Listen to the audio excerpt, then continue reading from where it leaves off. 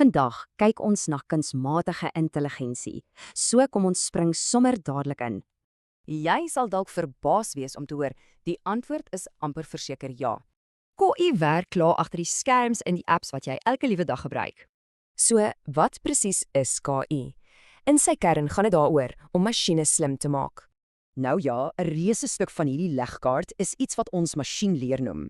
Dis hoe KI-stelsels leer en mettertyd beter word sonder dat dit heeltyd herprogrammeer word. Die doel is dus om rekenaars mensagtige vaardighede vir komplekse take te gee. En dit illustreer die hoofvoordeel briljant. KI maak alles vinniger en doeltreffender. Maar soos met enige kragtige tegnologie, kom KI met 'n beduidende afral. En wat regtig interessant is hier, is die koste. Om KI te ontwikkel is ongelooflik duur.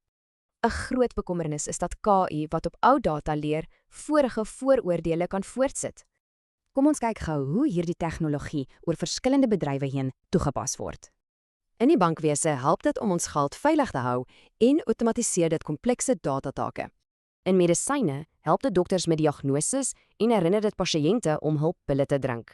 En ja, op ons paaie is dit die tegnologie agter selfbesturende voertuie. So, die belangrike punt is dat selfs met die vordering het KI nog steeds groot beperkings. Dit los ons met 'n laaste belangrike vraag vir die toekoms om oor te dink.